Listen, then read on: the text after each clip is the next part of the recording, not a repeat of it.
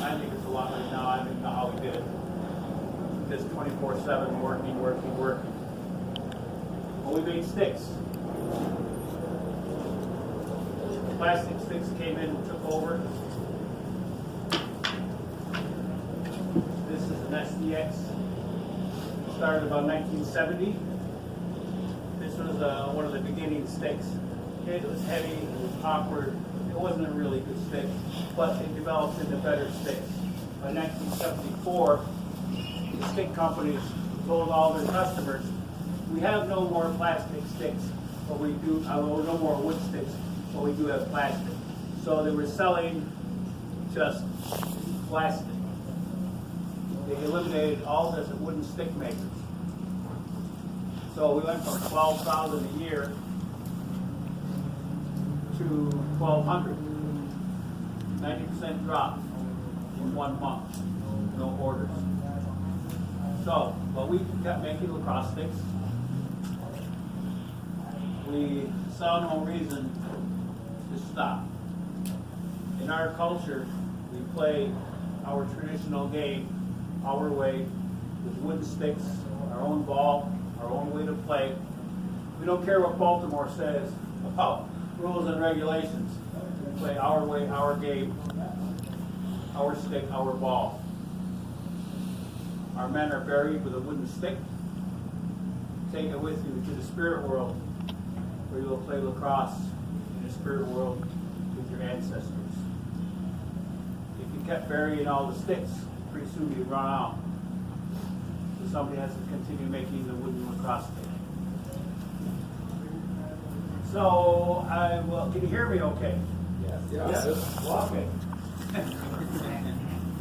Who said that? Oh. So, I'm going to tell you very quickly about how sticks are made. You go in the woods, cut down a hickory tree, you like shank bark hickory. It's stronger than smooth bark, but they both make good sticks. You split the tree into pieces like pie, half, quarter, eighths, up to 16th if the tree is big enough. The tree is split and then trimmed smaller. You see the shape up here? It's like a trapezoid, smaller to the inside than the outside. You hand carve it with a knife to get the shape, the thickness, and the length. And this is the bottom of the tree. You never do the top of the tree. You get the clean wood at the bottom. Then the wood is wet and moist because it's a fresh tree. And the fresh tree, which is moist and damp, doesn't bend well. So you dry it for a month and a half. After a month and a half, when it's dried up enough, put it into a steamer, which is a large oil tank with slop cut in it, with fire underneath, water inside. Just boiled water. Put the sticks in, cover it with a carpet. Carpet's holding the steam. This is the bending form. Here's the shape of the inside of the stick. You pull the straight piece out, put it in here, and you muscle it all the way around. You put the wire on it. Looks like that. It won't go back on. It looked like that on there. You secure it with a wire. Pull it right off. Looks like this. Take the bark off where the back bend is going to be. And it sits like this, drying for at least 6 more months. Okay, you already got like a month and a half, 6 months like this minimum. They used to be straight, they're bent around, want to stay that way. You dry it 6 more months, then you put the next bend in.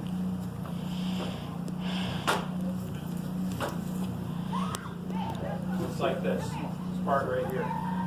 And that is, you just steam the thing. There's a pipe, you hook it in, muscle it over, put the bend in, and have a holding jig. You put it in there this way, it holds this part out, this part in, and this part out. Since it's already dry wood, that's set.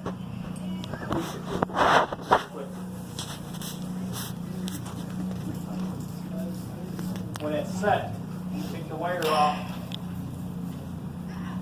I make a little cut here, make it lighter. I cut the handle just to make it smaller, not finished. You see there's a little curve to it. Hand carve the shape. Starting up here, we do the whole head. This is finished, shape and size from here down to here with the bench with draw shaved knives. Then, yes sir. Now, when you make that stick, can you bend that stick all the way around to make it like almost a solid piece, you know what I mean? Like a big circle around there, or would it, wouldn't be able to do that? I don't know. Could you do that? I mean, could you make it like one solid piece with a... Like this? Is it one solid piece or is it bent? It's bent around and it's connected here with glue and 3 pins. Okay? They actually made things that way back in the 30s. But they were too heavy. People didn't like it. Especially the guy that got hit. They didn't really like it. They put the baseball bat. They made it illegal. So it wasn't actually feasible to make sticks wood all the way around. Okay? Where was I here? So, yes. You take the thing, you straighten it, steam it, straighten the handle, make it balance. Not just straighten the handle, but you balance the stick so it feels good. Cut the handle with a shape. Start with an octagon shape. It could be round, it could be octagon.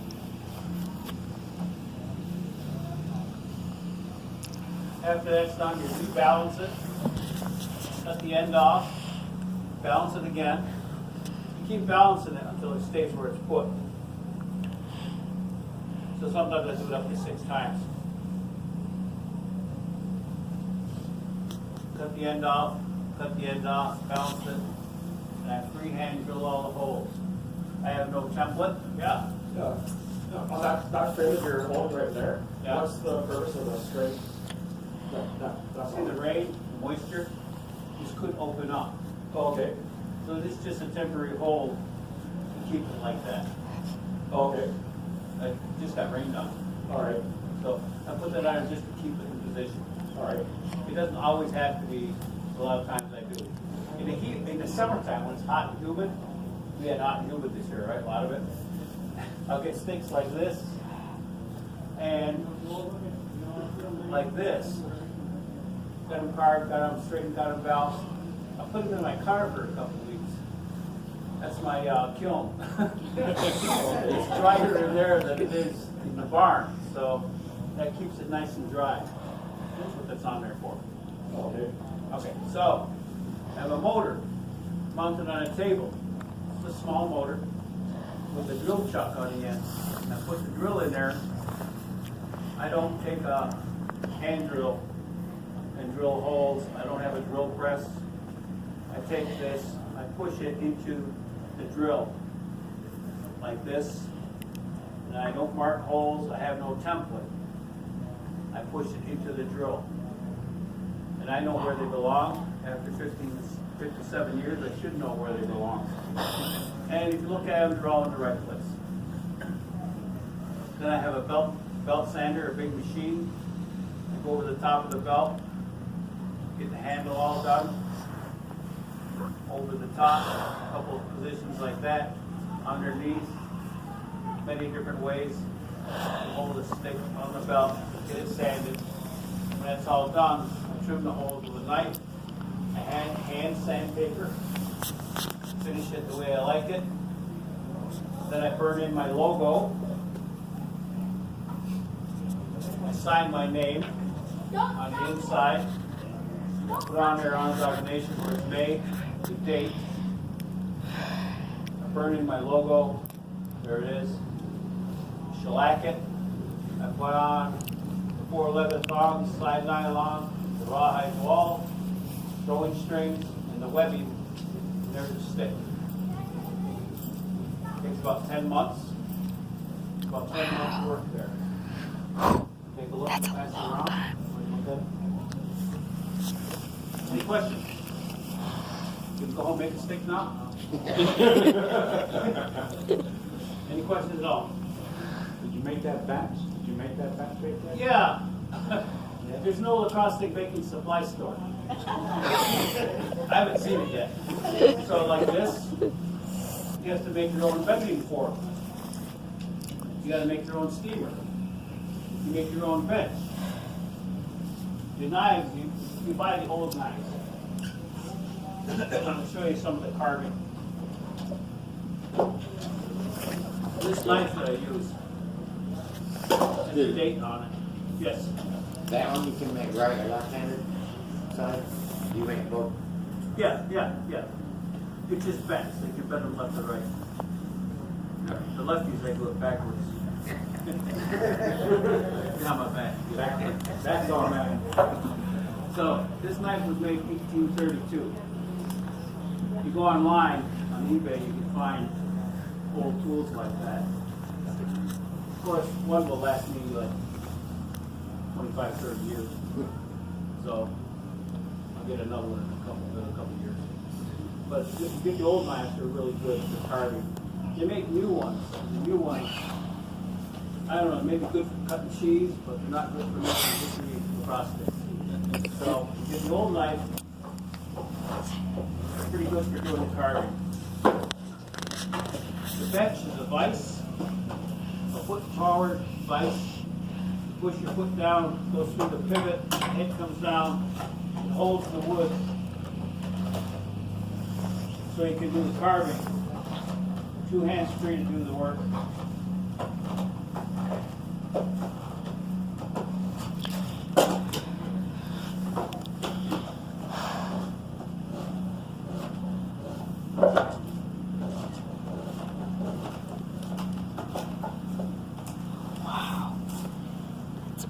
Chip.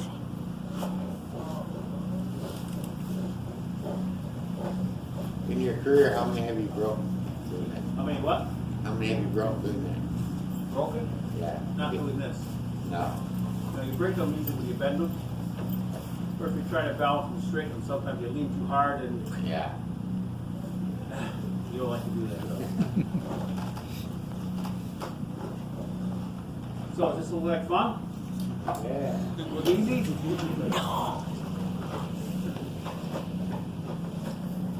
it look dangerous? Yes. Yeah, I cut myself in half once. But it got better. Sold yourself back. This is actually so safe. The sharp knife is in between your hands. As long as you don't touch this side, you're good. If your chips get stuck on the knife, you put your hand on the back of it, you're good. You never go this way. So it's actually pretty safe. You control, you never go so far that you cut yourself. You control the two hands, you got the power to stretch and control. So, how's that look? Pretty good? That's what you do with that. Any questions? Any questions?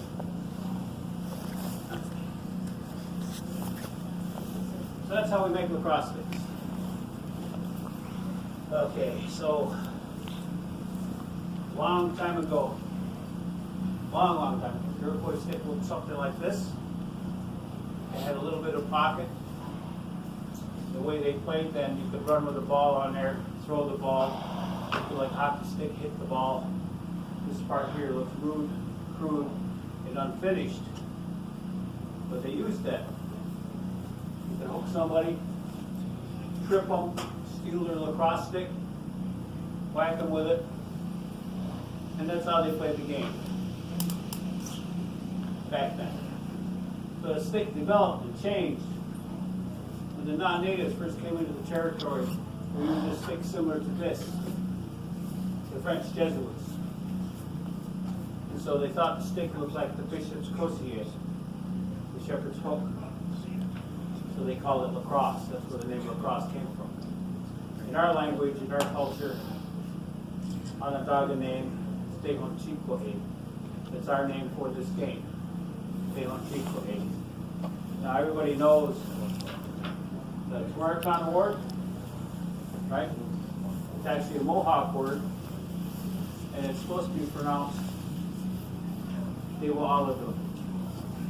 That's how they pronounce it. Mohawk language, Dewa. Every tribe has their own name for the game in their own language. So about 1850 in Canada, Dr. George Beers, who liked the game of lacrosse, he started, wow, something's coming out. Nice. He made a rule book, Rules of Lacrosse, up in Montreal. And they made sticks like this. They used this kind of stick. And they played the game, played against the Indians, Mohawk Indians, Kanawagi. That was the start of modern lacrosse. They used it in conjunction with the leather ball, the original style leather ball. And when they used these long neck sticks, everybody on the field had the same stick. There was no attack stick, goalie stick, key stick. Everybody had the same stick. Wow. That's impressive. That changed and developed. The heads got shorter. This one's 1934 Onondaga. Made in Onondaga by Frank Lazor. Entirely handmade stick. Of course, it's reconditioned. When I got it, it was all falling apart, so I cleaned it. I restrung it exactly the way he had it. So this was used in the field lacrosse and box lacrosse. It was pretty short. It was before they had the length ability. So it's a short stick. Frank Lazor, Onondaga.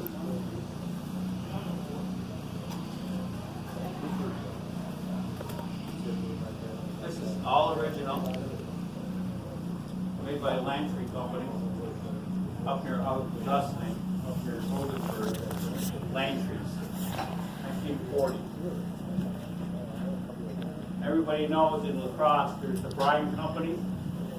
This is a Bryan Woody. You see the end of the name there, it's fiberglass.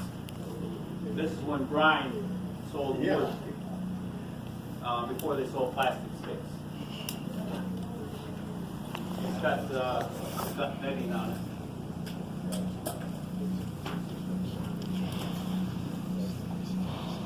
Okay, this is my stick.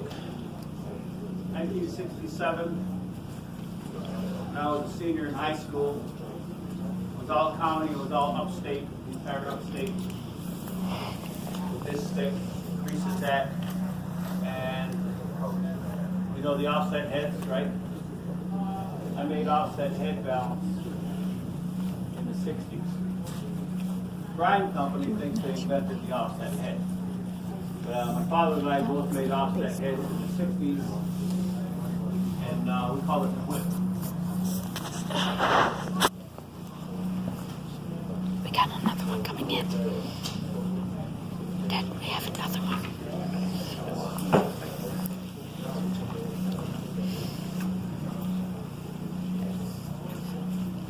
This is just an artistic style fencing stick that I made in the 90s. Left-handed stick. It's got design burned into it. Down on the end. It's got a hand carved in it holding on to the eagle feather. So it's artistic stick. It's actually even one of the movies too. Nice little stick.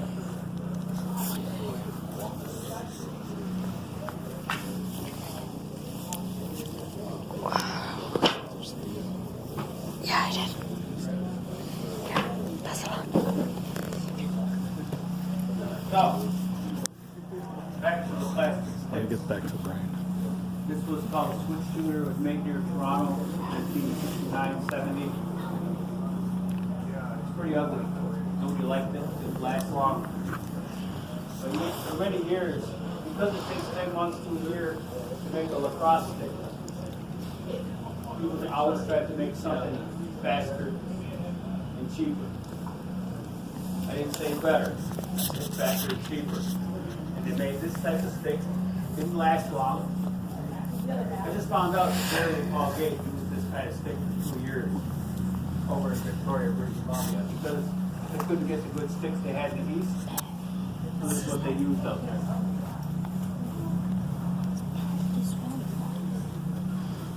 Careful with that thing. Jeez.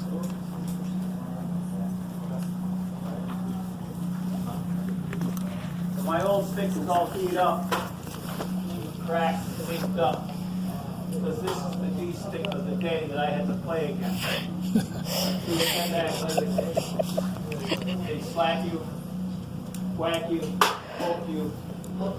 I got 9 stitches in between the eyes. The guy charged me, jabbed me right in the face.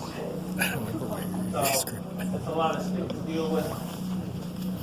But I was quick, fast, had a good stick. I could get inside the big stick.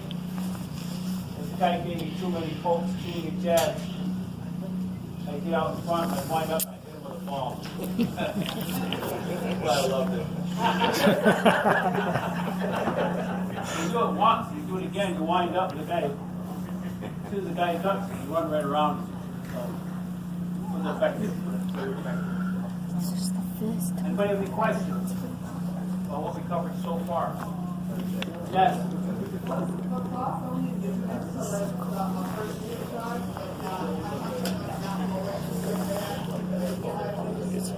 I'm going to get to that. Okay, but it's not, nobody knows where it started. Okay, so at the same time, the long neck sticks were being used by the Haudenosaunee people. Other tribes played their games their way, your own stick, your own ball. This one is Eastern Cherokee. Two-stick game. The way they played, you hold the ball with the other stick and you ran with it this way. You actually throw it like that. This is actually just Actually, tied you throw off. better than I do.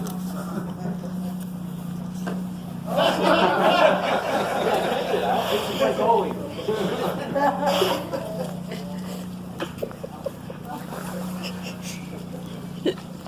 I used to play goalie, so if I get weird, it's because of that name bragging. So this is Eastern Cherokee style, with a different kind of ball. Like that. It's not in the script. So that's Eastern Cherokee. This one is Creek. Oh yeah, Mississippi Tribe Creek. You want to take that one back A out? small ball. Look at this little ball. A hard woven ball. Rawhide or leather. Real small ball. The opening is small, so you got a smaller ball. Very kind of crude stick too. Now I've seen Creeks play it. That little ball, they don't even mow the lawn. All grass, running around playing. And they never lose the ball. I don't know how they do it. Are there rules about length of stick and width of, and depth of pocket? There are now. There are now. When about did those rules start to come to be? In the field lacrosse, Dr. George Beard in Montreal made the rules of lacrosse, and one of the things he didn't like the Indian pocket. The Indian pocket is a bag, sometimes deeper than this. There was an individual game where the guy would take the ball, the more guys he ran around and run over people, made him a better player. They revered the guy who could run the whole field and not get knocked out. And so Dr. George Beard made the less pocket rule because they couldn't beat the Indians. So they changed the rules so that the Indians couldn't handle that stick. Yeah. They made a width and depth rule, which in my opinion, the width and depth rule held the game back for 150 years. We saw field lacrosse players trying to do moves. The box players with the deep pockets were doing all kinds of tricks. So now they still have the depth and width rule. Yeah. You got to stick this wide, comes in narrow, stick. So now they're doing better tricks because they had a better stick. The stick is got made so that it holds the ball. Where was it? Oh yeah. This one here is a pair of sticks given to me by my friend from Muskogee, Oklahoma. This is the ball, soft and squishy. Doesn't hurt at all. What the sticks do. My friend who gave this to me, I saw him the next year. I went up to him talking, and he says, "Oh yeah," he says, "Look, that's three new teeth." He took one of these sticks right in the teeth, knocked his tooth out. Muskogee, Oklahoma. Oh, that's actually football. This is another woven ball, like the small one. This is Choctaw, Oklahoma Choctaw. Basket weave, woven ball, and with these guys, you know, one stick is smaller and shorter than the other one. Why? I don't know. They won't tell me. That's how they play their game. We don't tell them how to play, they don't tell us how to play. You hold it in like this, throw it that. And they can catch it. Do they catch or are they like picking it up from the ground then? You pick it up off the ground and you throw it downfield to advance towards your players or the goal. This very seldom can actually catch the ball in the air because they're so small. It's not feasible. So, I mean, those soft stick tackles. You run along with the club and you with the stick. And they play the game. No pads, no helmets, no gloves. And they don't play civilized like we do. They play pretty rough. This one is Miccosukee, Florida. Miccosukee in Florida Seminoles have almost the same type of stick as a dead, no, not a dead mouse. It's the ball. It's leather stuffed with Spanish moss. These short sticks to hold the ball. With the other stick, you throw it like this.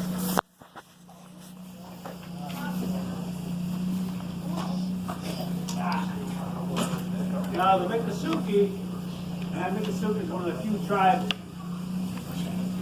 who allow the women to play. They play co-ed, and they had the tail.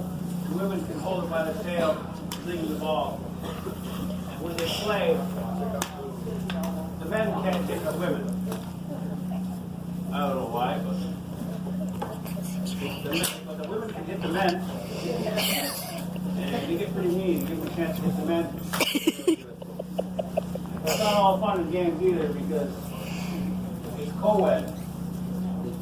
And say if I was playing, my wife was playing, and somebody, one of the women gave me a cheap shot, my wife is going to go get her.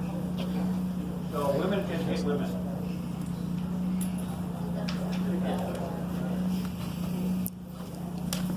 Now those are all southeastern style, two sticks, southeastern style. This is Great Lakes style. Small circle, one stick, your kind of ball. This is northern Minnesota Ojibwe. Now what's cool about this one, you do the Indian pickup with this, like that. Northern Minnesota Ojibwe.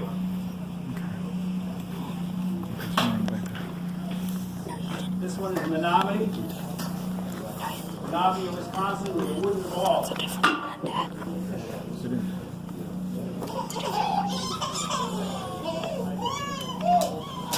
I played pro goalie. Broke my thigh guard, broke my mask, broke my cup. Getting hit with a ball. This scares the heck out of me. I wouldn't want to be goalie against a wooden ball. So this is Menominee, Wisconsin.